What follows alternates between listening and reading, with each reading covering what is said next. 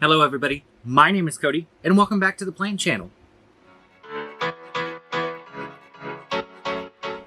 So today's video is all about the plants that I have grown and have learned to grow in cookie jars. So like, the big glass cookie jars that you find at Walmart, that's what I use. And I use them for all kinds of things. So I thought this could be a fun little tour and give you some pointers on how I do it. Of course, all the information I give to you is how I grow things. Growing things in your area may be completely different.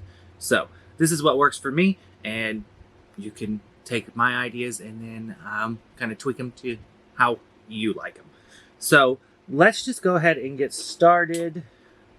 Well, let's just start with this. So Walmart carries a few different sizes.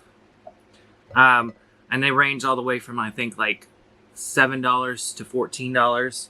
And I like the $14 ones because they're really big. But I think this one was, I don't know. This is a 1 gallon one.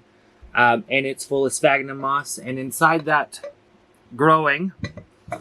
sphagnum moss, I don't know, probably can see little anthurium seedlings. That's what's growing in here. Oh, that's another exciting thing about anthuriums. I've got some anthurium seeds on the way. And when they get here, I'm going to do a live on how I start anthuriums from seed. So that'll be fun. So that's jar 1. That's just the seedling jar. There's really no plant. There's just, I think there's 1, 2, 3, 4, 5 anthurium seedlings in there. So let's go on to this big guy right here. So this is the biggest one I believe you can find at Walmart. And they are $14. What size is this? This is the 2 gallon jar. So in this 2 gallon jar, it's full of perlite at the bottom. And what I do with that perlite is once I put it in there, I take the sprayer hose on my sink and wet it down. Disclaimer. These jars are not airtight, so you will have to watch. Let's take that lid off. It's driving me crazy.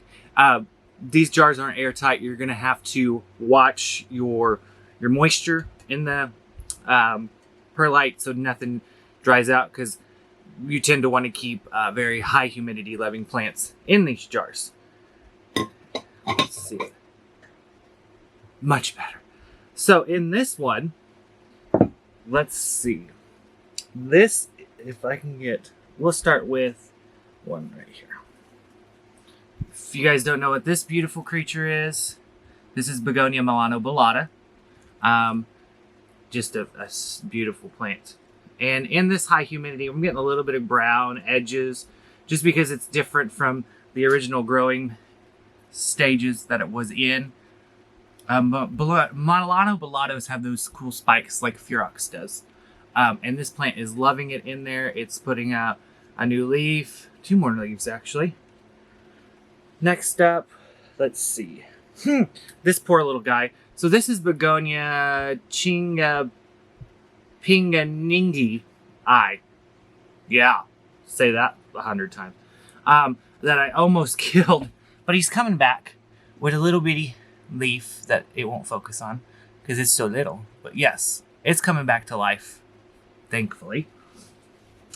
Also in here are 4 Julaus. These are just Julau leaf cuttings that are starting to, I don't know if you can see, put out new leaves and start to grow.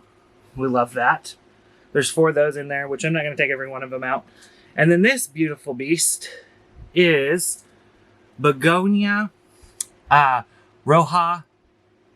Is it Roja? Yeah. By Gogoganensis.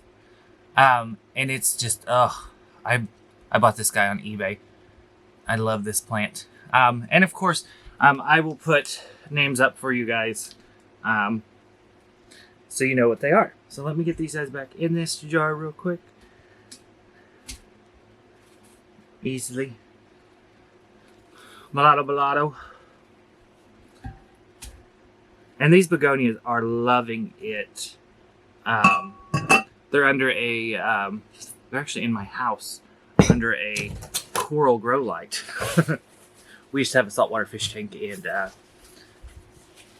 we don't have the the saltwater tank anymore, but we kept the very expensive light, and that's what I grow my plants underneath.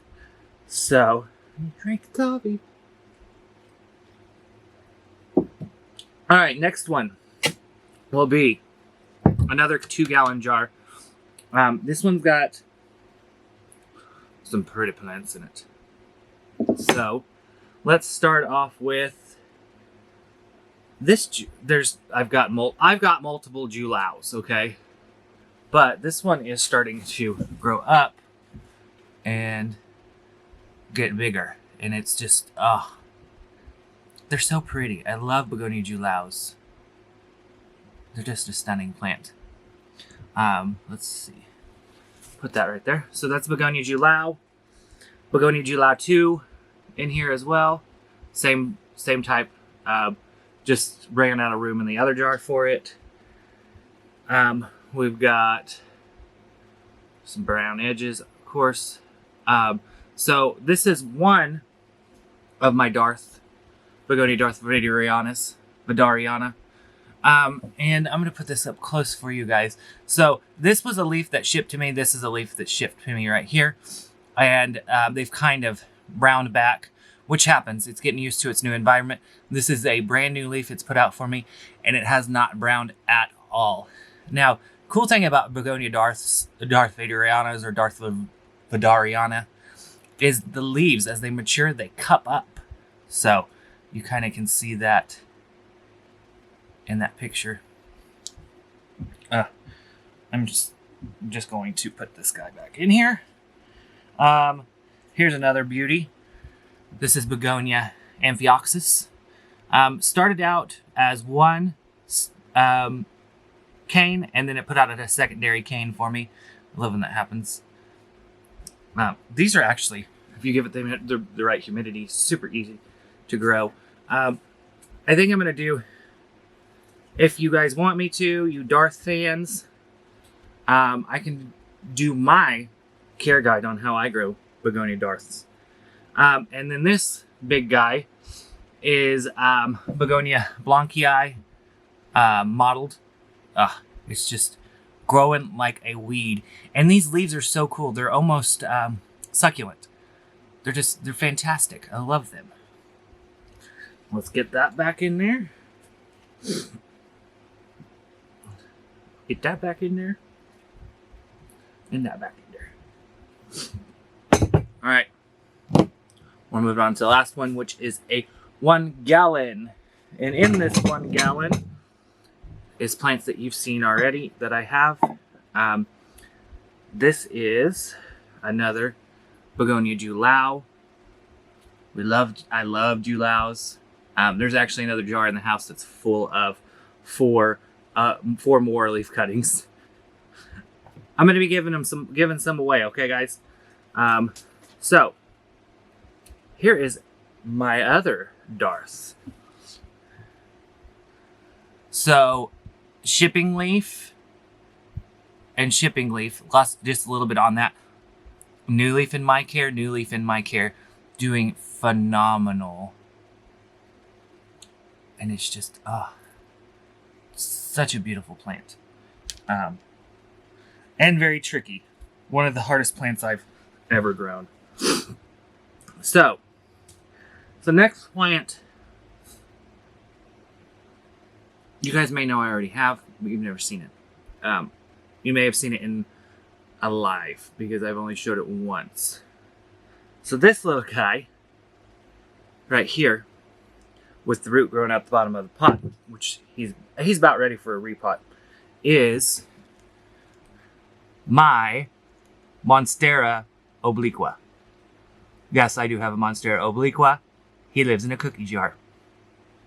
And he came to me with one little bitty tiny leaf down here. You can't really see it. And over the past month, he's put out 1, 2, 3, and working on the 4th leaf. I'm super excited about it. He hasn't got to where he's fenestrated in the last leaf. I'm hoping the next one will have some fenestrations in it. So, that's him.